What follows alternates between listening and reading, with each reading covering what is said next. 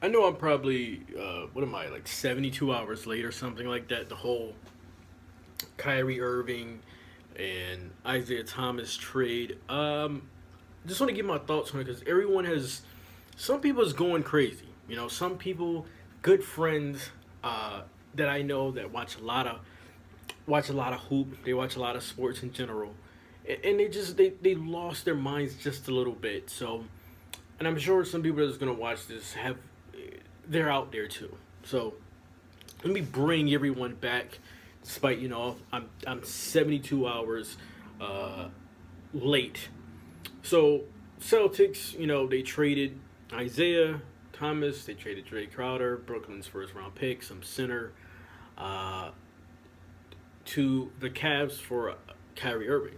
Kyrie Irving requested a trade somewhere in the middle of July or so. Um, I think this was best, for Kyrie. He wanted to be traded. LeBron has not committed past 18 to the Cavs. I'm thinking LeBron probably is going to leave. Um, my thought was to New York, but Porzingis is still there. I was thinking he's going to try to play with, his boys for the last go round or whatever it is. But I don't know now. I have no clue. But I think he's going to leave. But this entire thing, what I need to put some perspective on and bring everyone back in. Um, it's this thing of who got the better side of the deal, who's better. Uh, is the Cavs better? Some people are like, oh well, Isaiah's he's playmaking ability and things like that. He's gonna make the Cavs better. Or let's remember that because this is the main point I wanted to make a video 72 hours after I'm late. Is Kyrie Irving? He's finally going to be able to be his own man. Celtics. Still pretty much a team. They lost some defense. Jay Crowder, Avery Bradley. You guys know how much I love Avery Bradley. Um, but I think if I think the Celtics is still going to be a good team. Still think they're going to be second, perhaps third. Um, Let me ask everyone a question here. The Cavs. Okay, so the Cavs won the finals. They beat the Warriors last year. Last year, I say it's last year, or we could say 2 years. I don't know. I don't want to confuse myself or anyone else. Uh, so going into the next season, right? We thought that it would be the same two teams again. I'm pretty sure. I think even going before that, we thought it would be Cavs. So when the Warriors won the first time, I believe everyone thought it would be the same. It would be the repeat. We got the repeat for the second time, and I'm pretty sure we thought for a third time, we would get a three-peat of these two teams.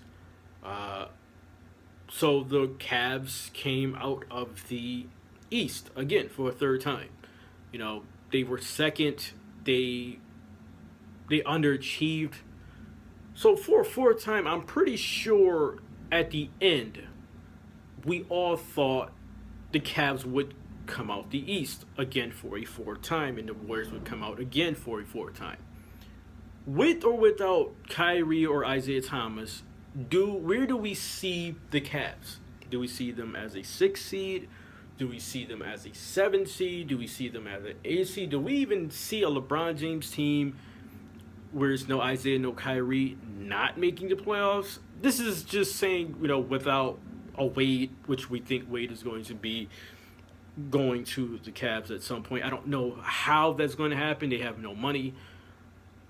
The point I'm trying to make here is now I'm circling all the way back around. It's just like a fucking Tarantino movie here.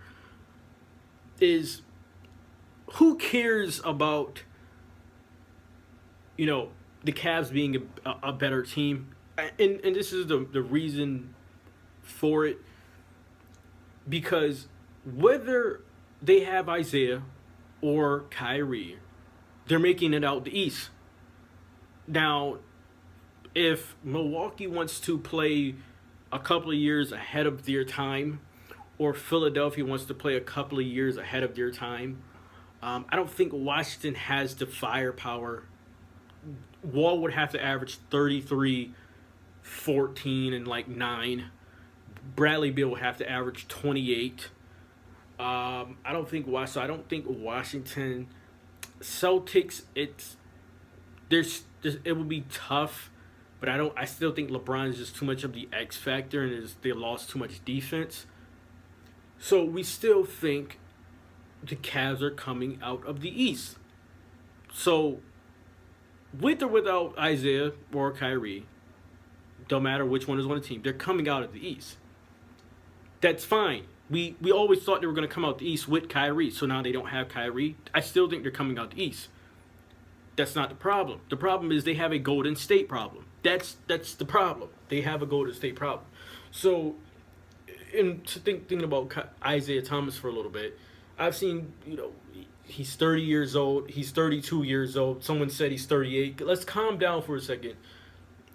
He's not Kyrie. Isaiah's 28, right? So Isaiah is 28, and he just had his best season of his career, an amazing season. And now he's going to play with LeBron James, who is a ball dominant player, someone he hasn't played with yet. And on the Celtics, he was the first option. We can argue he was almost the second option as well. How is he going to play with LeBron? I think they're do all right. I'm not too sure. Still think they're coming out the East. But how will Isaiah form? How would he play in June against Golden State? Where now you don't probably have Kyrie and Steph canceling each other out scoring-wise. But now we could probably throw Curry on Isaiah. The difference in height from Steph Curry to not Kyrie. I keep wanting to call him Kyrie. To Isaiah is, what is it, like 5 inches? No, it's 6 inches. I think it's like 6 inches. The difference in height between those two is 6 inches. Steph Curry has a 6-inch height advantage on someone. LeBron James doesn't even have that much of a height advantage on Stephen Curry. And look at the height advantage. Now I know there's the weight, but look at the height of those two players.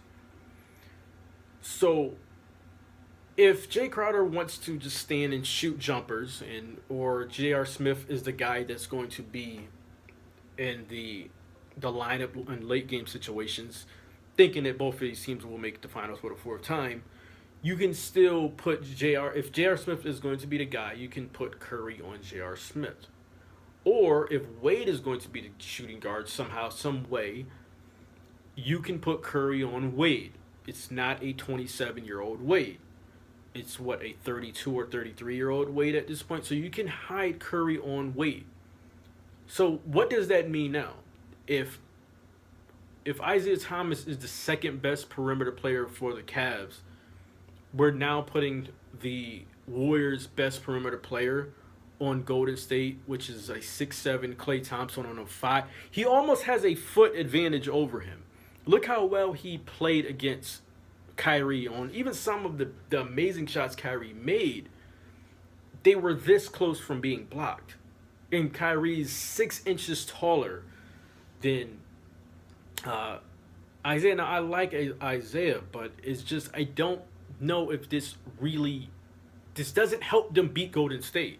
This doesn't. They have like I said, a Golden State problem where I think this is it is a matchup thing, but in the regular season, I'm sure the Cavs would prefer to have Kevin Love, but it just goes back to thinking about the whole Melo trade and Love and past winter.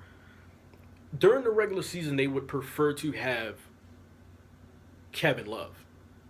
Probably going through the playoffs, they would prefer to have Kevin Love, or it doesn't even matter without Kevin Love because there's really no team that can beat them in a 7-game series. But when it comes down to them playing Golden State, I'm thinking it would be better for them to have Carmelo Anthony.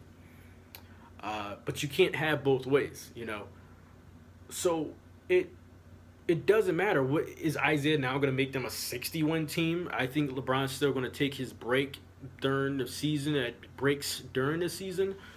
So does Isaiah make them a 60-win team? Were they even a 60? I don't know. They weren't a 60-win team because they were second.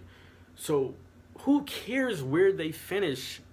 Whether they are first in the East, fifth in the East, LeBron can take a month off and they can slide to sixth in the East. When it comes down to it in the playoffs, they have the best player in the world. They're going to make it out the East. The thing is, I believe Golden State is going to make it out the West. They can hope for Golden State not to make it out the West, and that makes things better for them. And then we can make a whole video on potential, if it's the Spurs or if it's Houston or Minnesota or whatever team, who else is coming out the West besides Golden State. Then we can have some fun with that. This is not fun. He doesn't push the needle that much. Isaiah, when it comes to the Golden State and Cavs matchup, he doesn't. Kyrie, even though, I said in videos that the Cavs were a flawed team, when you have two guys that can score and, LeBron covered so many mistakes for a team, you can get by. But then when you play a team where it's like Golden State, where how they execute and they all move the ball for each other, and they play as much as they score, they play great defense. You didn't see the issues here with the two teams. But I mean, who cares if they're better or worse? They're gonna make it out the East. They have a Golden State issue. So everyone just saying this is a good thing for the Cavs. Let's just calm down for a little bit. Isaiah's on his last year. He's gonna be 29. LeBron's not committed past 18. The best thing they have is they got a first round pick. That's it. If LeBron doesn't commit past 18, everything else is completely pointless. So I'm going to get out of here. Drop the comments in the comment section. Let me know your thoughts. Guys, I'm out.